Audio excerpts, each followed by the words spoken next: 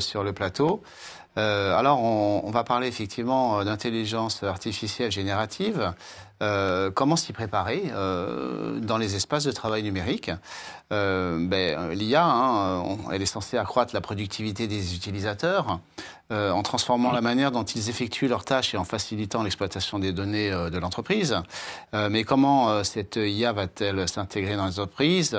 Va-t-elle se généraliser rapidement en bouleversant en profondeur les organisations, les marchés de l'emploi? On va en parler avec Jérôme, toujours, président de NeoEdge, Richard Ramos, directeur général d'Insight, et François Leroy, directeur général d'Envolis, qui est toujours avec nous, normalement, en distance. Tout à fait. Tout à fait. Tout à fait. Alors, Richard, les organisations doivent se préparer à l'adoption de l'IA, dites-vous, en se dotant d'une méthodologie, sans quoi la déception risque d'être forte. C'est pour le coup, en fait, effectivement, ce que l'on vit. Alors, jamais il y a eu un phénomène comme l'IA générative, à ma connaissance, en fait, sur le marché de l'informatique, puisque tous les utilisateurs ont essayé d'une façon ou d'une autre, soit titre personnel, soit en fait assistés par l'entreprise, à mettre en place en fait des tests, donc des requêtes. Alors, on a ChatGPT qui est le plus connu en public. Oui, tout le monde a essayé, vous voulez dire? Tout le monde a essayé, et tout le monde a... Avant une implémentation industrielle, on va dire. Et effectivement, déjà en créant un certain nombre de failles de sécurité dans l'entreprise, en allant se connecter sur ChatGPT, parce qu'on a trouvé que c'était facile de traduire un certain nombre de documents ou de faire des recherches sur des informations. Alors, ce qu'il faut comprendre, c'est que quand c'est pas piloté, ça part dans le domaine public, et du coup, en fait, on peut récupérer des informations très intéressantes sur ses confrères en cherchant... quelques développeurs habiles ont réussi à trouver facilement... Alors, je pense qu'on n'a même pas besoin d'être un développeur habile, il faut savoir Utilisateur habile, oui. bien prompter. Alors, pourquoi ça peut être déceptif? Et je vais revenir dessus, parce qu'au-delà de cette partie en disant qu'il faut absolument avoir une stratégie sécuritaire autour de l'utilisation de GPT au sens large, c'est de se dire finalement, il y a eu un fantasme qui s'est créé en disant ça va me faciliter la vie. Globalement, c'est la promesse en disant ça va me faire économiser... Certains constructeurs du marché disent que ça va faire économiser 15 minutes toutes les heures de travail. Mais pourquoi un fantasme? Parce qu'en fait, ça s'organise. Ça s'organise. Ça s'organise en disant finalement qu'est-ce qu'on veut faire et qu'est-ce qu'on souhaite. Est-ce qu'on souhaite générer des images et finalement générer des images pour les intégrer dans le PowerPoint sans avoir à payer des droits d'image? Ça peut donner des choses assez bizarres avec toujours en fait le prisme des gens qui génèrent cette donnée. Qui n'est pas forcément celui, par exemple, qu'on utilise dans des présentations françaises. Donc, encore une fois, le plus important quand on veut vraiment implémenter de façon professionnelle l'IA générative dans le quotidien, c'est comprendre d'abord que tous les utilisateurs ne sont pas les mêmes, qu'il y a besoin en fait, d'avoir une réflexion sur la sécurité, qu'il y a en fait une réflexion sur les usages et que les attendus doivent être, comme toujours, quel que soit le projet, on sait où on veut arriver et ensuite, c'est le chemin qui nous permettra d'y arriver, en fait.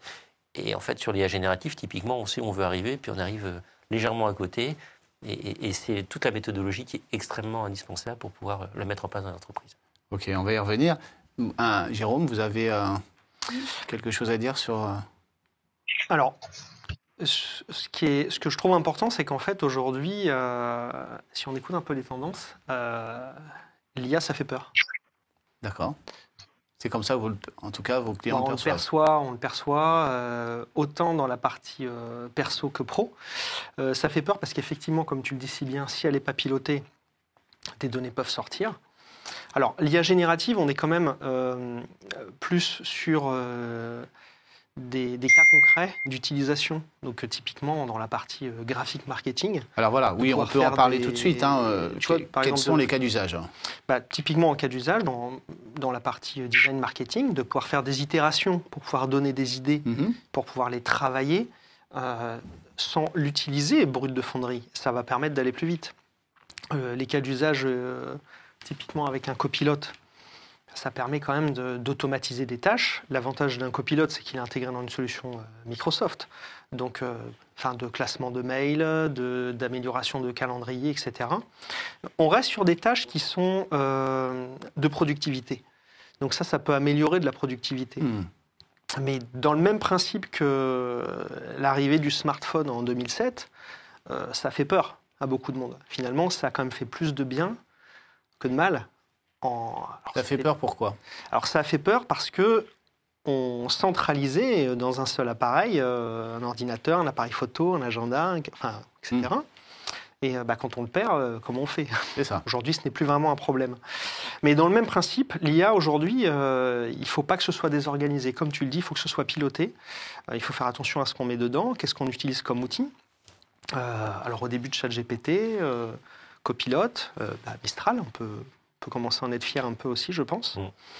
Mais dans les usages, on a déjà un premier vrai pan au niveau de la partie productivité. On ne remplacera pas des services par l'IA. Malgré tout, l'IA, il faut la dompter, l'utiliser. Par contre, je pense effectivement que ça peut être un plus pour de l'aide rédactionnelle, de l'aide à la traduction, de l'aide à de l'organisation. Mais ça, c'est le rôle de copilote. C'est le rôle de copilote. Entre autres, oui. Entre autres. Et alors, justement, que faut-il attendre d'un outil comme Copilote et est-ce que ça s'adresse à tout le monde? Alors, là, en fait, l'accélération des sociétés qui y mettent des POC est considérable. D'accord. On est vraiment impressionné avec des cas d'usage. On a cité un certain nombre. Il y a des cas d'usage en fait de recherche liés, par exemple, à de la veille concurrentielle au sein de l'entreprise, en disant j'ai des données brutes, je veux les transformer en graphiques, ces graphiques je veux les enrichir. Et tout ça, ça se fait en mode échange. Et je voudrais comparer avec en mode prompt. En mode prompt, effectivement. Et ensuite, je voulais comparer avec les données que j'ai récupérées, par exemple, sur les échos. Tout ça, ça se met en place et c'est vraiment bluffant. Donc, si on a les bons usages, Copilote est très simple. Ensuite, il faut effectivement apprendre à prompter, il y a des catalogues de prompts maintenant qui sont générés par des entreprises qui génèrent des prompts. Et par rapport, je voudrais revenir sur la peur. En fait, la peur, c'est que de façon claire, tout ce qui est très automatisable va être impacté par l'IA générative. Donc ça veut dire qu'il y a des métiers qui avaient l'habitude, je ne sais pas, de générer par exemple des relances clients en disant tous les clients qui sont au-delà de 60 jours, on va relancer en fait par l'intermédiaire d'une lettre. Il fallait 3 jours pour le faire. Et là, en fait, en quelques secondes, on peut avoir la liste en disant trouve-moi tous les clients qui sont dans telle catégorie. Et en fait, ça fonctionne vraiment très très bien. Ok, donc la peur, elle est justifiée. Les emplois vont être impactés. Parce qu'on améliore la productivité. Malgré tout, ça ne remplacera pas le téléphone. Oui. Ça ne remplace pas les relances. On n'a pas encore une IA qui va faire un appel. Puis alors, ça ne remplace pas l'expertise. On a déjà un usage, Jérôme, là-dessus. On a déjà un usage où, en fait, on peut... C'est l'IA qui appelle. Qui appelle, en fait, en disant... donc, le but, c'est... et ça va avancer très vite, ça. D'accord. François, est-ce que vos clients vous posent déjà la question des usages et de Copilote en particulier? La demande est plutôt faible sur Copilot. On est plutôt sur des phases de POC internes. On a encore du mal à percevoir quels vont être les usages qui justifieront l'investissement ou dans les coûts de licence. Comme le disait bien Richard, je crois, tous les usages utilisateurs dans une entreprise ne vont pas mécaniquement avoir besoin d'IA. Il y en a qui vont permettre, en tout cas, ça va permettre d'accélérer, améliorer la productivité, augmenter la performance et justifier des coûts. D'autres ne le seront pas.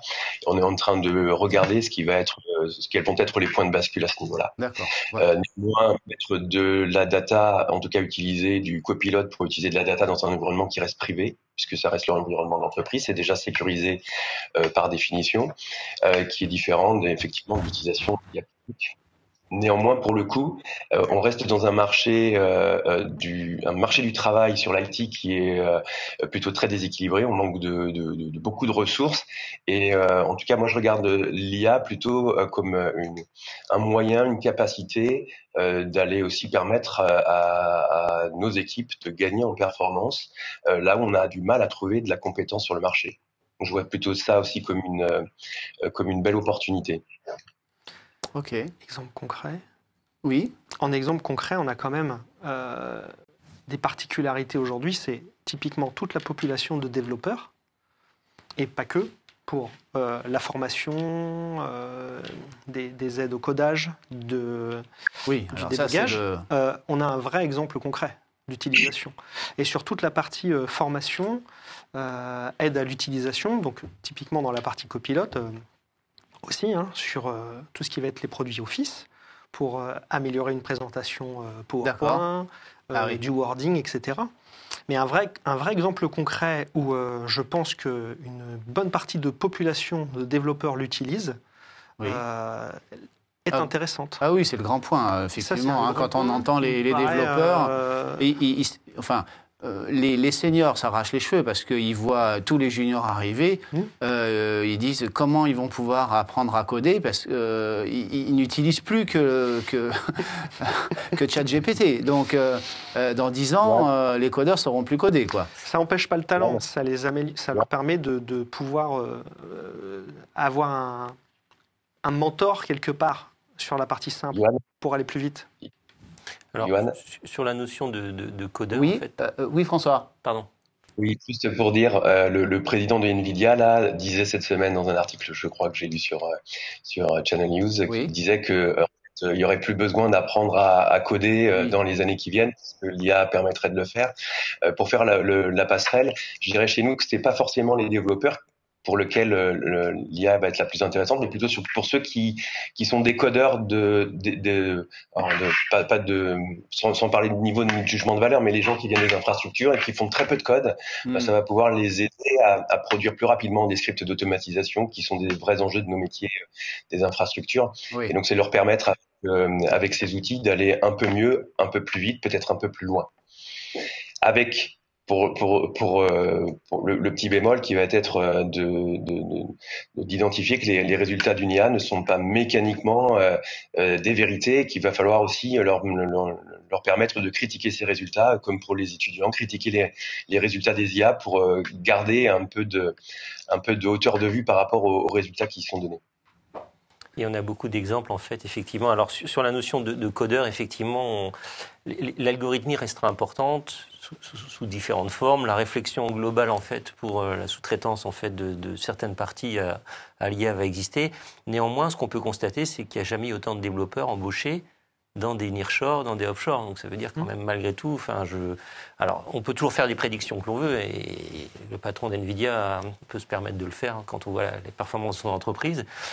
Pour autant, en fait, il saura toujours dire « Ah oui, mais j'ai dit qu'il n'y avait pas de codeur, mais j'accepte qu'il y ait des chefs de projet de code ou que j'ai des nouveaux métiers qui vont être inventés, qui vont en fait finalement superviser l'utilisation de l'IA. » Mais c'est vrai que, je ne sais pas si pour ceux qui ont testé ça, même sans être un codeur professionnel, générer de lignes de code avec de l'IA, c'est juste impressionnant en fait. On dit je veux arriver à telle finalité, je voudrais utiliser tel logiciel et il vous génère des codes en fait. C'est réellement bluffant. Ensuite, derrière, si ça doit rentrer dans un environnement de production, je pense qu'il faut quand même, comme le disait François, des organisations pour pouvoir l'absorber. Sinon, là, on recrée en fait des problèmes qui étaient la table ronde précédente avec du SaaS dans tous les sens, des données qui sont parties et puis on ne sait pas trop comment les organiser. Ok. Sur la proportion des utilisateurs, j'aimerais qu'on y revienne. Tout le monde est concerné. Je parle de copilote, mais aussi voilà. Est-ce que tout le monde va, à un moment ou à un autre, avoir du copilote ou un outil d'intelligence, enfin, utiliser ChatGPT, quoi? Alors, je vais faire une prédiction, comme ça je pourrais toujours y revenir dessus en montrant que j'ai pris un prisme différent. Mais la réponse est oui. La réponse est oui, d'une façon ou d'une autre. Est-ce que tout le monde est capable de faire une requête Google, Google ou notre outil de recherche? La réponse est oui. Donc forcément, à son niveau, au bout d'un moment, on va comprendre qu'il y a des choses qui sont pénibles à répéter, où l'informatique va vous dire, finalement, ça fait 10 fois que tu fais la même chose, comment l'automatiser? Donc ensuite, la façon dont ça se met en place, il ne faut pas espérer non plus qu'on va donner des outils copilotes et que tout d'un coup, on va avoir des super pouvoirs qui permettront à quelqu'un qui travaille à la finance de pouvoir faire du marketing parce qu'il a généré une image. Donc, il faut quand même être précautionneux là-dessus. Comme disait Jérôme, la formation va certainement permettre à tout le monde de pouvoir personnaliser son parcours de formation. L'évolution des métiers est naturelle. Et je pense que l'IA, ne serait-ce que pour l'accompagnement sur les nouveaux métiers, va être indispensable à tout le monde. Ensuite, la façon dont chacun va l'utiliser va dépendre des profils, des envies.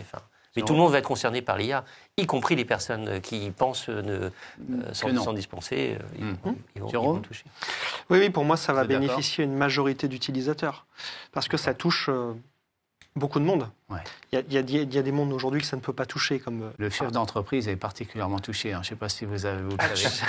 Le chef d'entreprise est particulièrement touché parce que c'est une vraie aide. Il n'y a pas de secret, concrètement.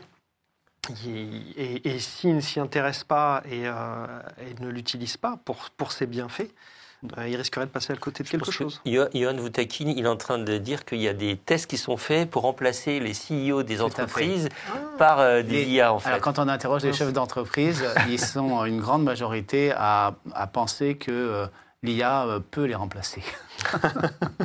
Qu'est-ce que vous en pensez, François ?